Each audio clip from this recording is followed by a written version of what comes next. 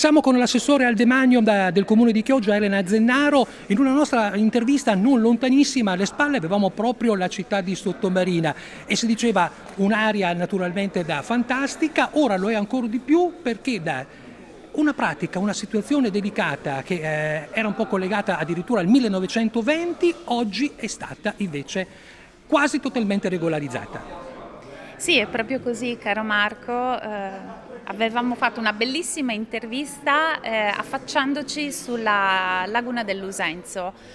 Purtroppo gran parte di quelle case disseminate in quell'area hanno una posizione irregolare, loro malgrado. Sono edifici costruiti intorno agli anni 20 del secolo precedente e che purtroppo insistono su terreno demaniale.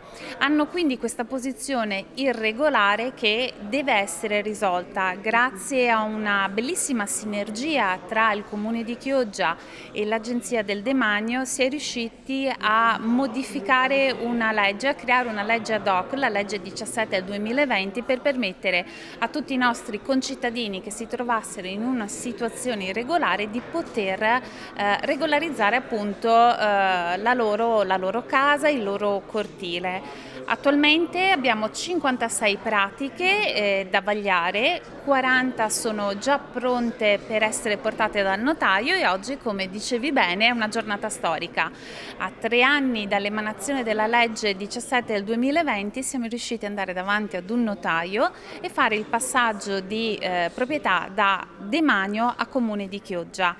Tra il 20 e il 23 marzo questi primi rogiti, questi 12 edifici passeranno regolarmente in proprietà ai loro, diciamolo, proprietari, perché anche se non regolarizzati, loro purtroppo hanno comunque sempre vissuto lì e costruiti nella convinzione che tutto fosse corretto. C'è ancora la possibilità di comunque inserirsi in questa procedura e di sfruttarla, quindi invito tutte le persone che avessero dei dubbi magari sul loro edificio, sulla loro posizione, a rivolgersi al Comune in modo da chiarire la regolarità della loro posizione ed eventualmente, se ci fossero dei problemi, poterla affrontare e regolarizzare quanto prima.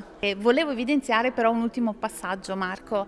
Non ci siamo dimenticati come Comune anche di tutti quegli edifici che insistono sull'area della laguna dell'Usenzo e che purtroppo non sono rientrati nella legge 17 2020. Come amministrazione ci stiamo impegnando per fare un emendamento a quella legge e poter finalmente dar serenità anche agli altri che fino adesso si sono trovati esclusi perché il loro edificio insiste su area del demanio marittimo.